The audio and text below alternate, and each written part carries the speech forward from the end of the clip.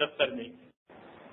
اس لیے آج کئی مرتبہ بچوں کو دین کا علم بالکل نہیں ہوتا، اور شروع ہی ماں بھی بچے کو انگلش سکھانے کے شوق میں کلمہ نہیں سکھاتے، انگریزی کا لفظ سکھاتے ہیں.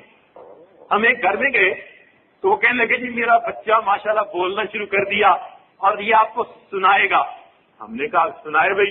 تو بچے نے کہا twinkle twinkle little star how I wonder what you are.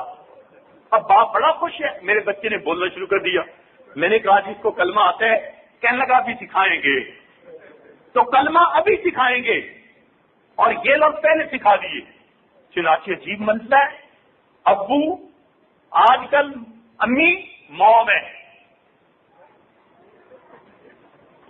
اور ابو ڈیڈی ہے اور بیٹی ڈیڈی ہے، ہر وقت ریڈی ہے. یہ عجیب سلسلہ. آئیے بچوں کو دین پڑھائیے.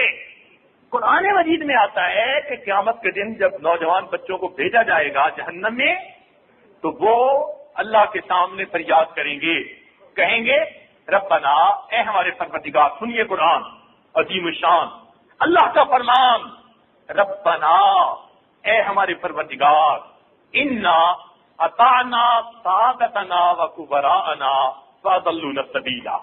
ہم نے اپنے بڑوں کی بات مانی تھی، جو انہوں نے اسکیڈول دیا تھا، ٹارگٹ دیا تھا، اچیو کر کے دکھا دیا. فاضلونا السبیل، اللہ انہوں نے ہمیں گمراہ کیا. ربنا آتہم ضعفین من العذاب، اللہ ان کو دگنا عذاب دیجئے. یہ خود بھی گمراہ ہوئے، ہمیں بھی گمراہ کیا. اور صرف عذاب کی نہیں بات، آگے سنیے اور کیا کہیں گے. قرآن کہتا ہے کہ بچے کہیں گے ربنا آتہم ضعفین من العذاب، اے اللہ ان کو دگنا عذاب دیجئے. وَلْعَنْهُمْ لَعْنًا كَبِيرًا، اللہ ان پر لعنتوں کی بارش کر دیجئے. یہ ملعون ہے. تو بیٹے باپ کو کہیں گے، ماں باپ کو کہیں گے اللہ یہ ملعون تھے، ہمیں آپ سے جدا کرنے والے، ہمیں سیدھے راستے سے ہٹانے والے، انہوں نے دنیا پہ لگا دیا، ہم نے وہ سب کچھ کر لیا. کاش کہ یہ دین پر خود بھی لگے ہوتے، ہمیں بھی لگاتے تو آج ہم جہنم میں جانے والے نہ بنتے. تو آج سوچئے وقت ہے کہ ہم اپنی اولادوں کو دین پڑھائیں اور قیامت کے دن اللہ کے دربار میں سرخرو ہو جائیں.